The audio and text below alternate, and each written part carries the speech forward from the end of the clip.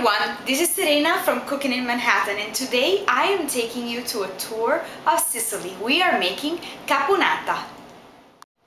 Let's take a look at the ingredients for this eggplant-based dish that you will want to eat every single day. I have 4 eggplants. You only see one here, but I will teach you a trick in a few seconds that will cut off the preparation time and will make the dish a lot more delicious. Then I have 3 cups and a half of tomato puree. I have 1 cup of celery, 1 cup of white onion. I have some olives, black olives that are pitted and been sliced. I have capers. Usually capers are kept in salt, so I soak them already to remove all the excess salt. I have a little bit of red chili pepper that will spice it up very nicely, extra virgin olive oil as always, and then I have some white wine vinegar and a little bit of raisins, half a cup of raisins, that will give a little bit of sweetness to this dish that is much deserved. Didn't I promise you a trick about eggplants? Well, here it is. The eggplants are in here. What I do is I cut them in cubes and then I put them with a little bit of salt in a colander and I put a weight on the colander. So you see, these are our eggplants, and if you lift the colander in the dish, you will see all the water that comes out of it. This water also gives a lot of bitterness to the eggplants. So after, say, 1 hour that the eggplants have been sitting in the colander, you wash them very well, you squeeze all the additional moisture out, and then they're ready to be cooked. Over medium heat, I put half a cup of extra virgin olive oil in my pan, and now I am going to saute the onions and the celery. Here we go.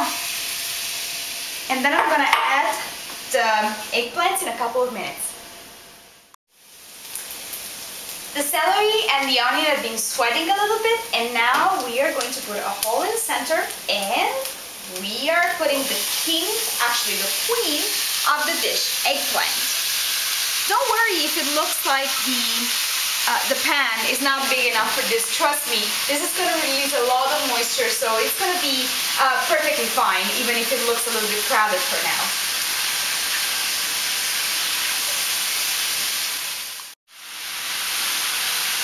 Isn't this beautiful? See, the size of the eggplant is actually decreasing a little bit. And the fact that we already soaked it and we put it in salt and we soaked it actually is going to make it for a wonderful and sweet and tart and tangy and salty dish without the additional salt from the eggplant.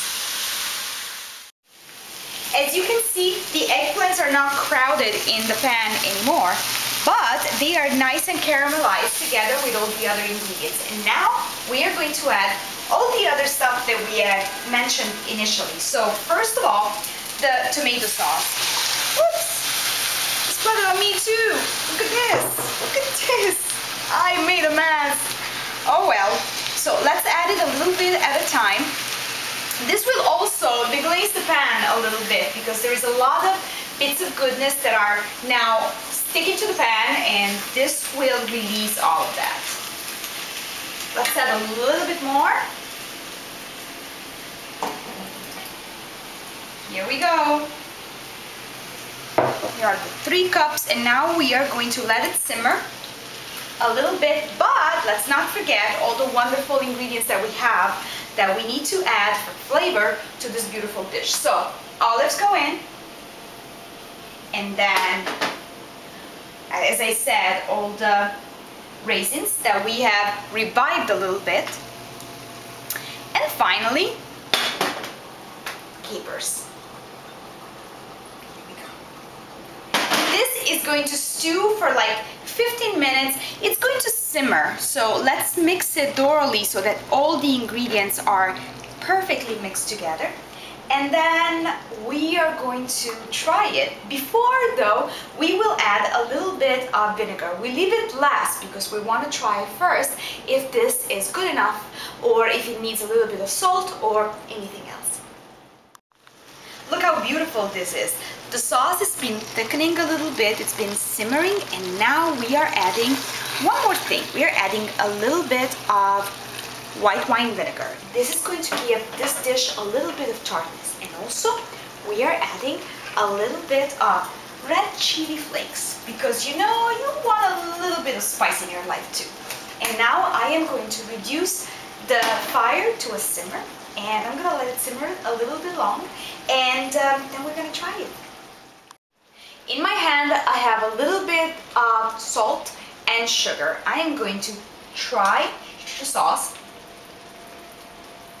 Yeah, it needs a little bit of salt and a little bit of sugar. So I'm gonna sprinkle it lightly, not too much, not too little, and then I'm gonna keep cooking until I can serve it.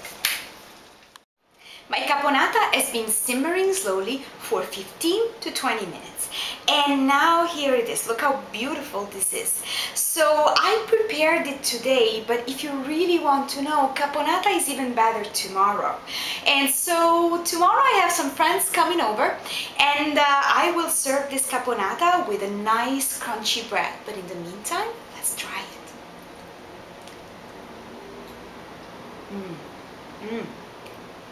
It's good. It's salty and sweet. There is a little bit of a tangy flavor, and it's also a little bit spicy. It's perfect. It represents Sicily perfectly. From my orange kitchen, I hope you enjoy this bite of Sicily, and I will see you again on the next Cooking in Manhattan. Ciao!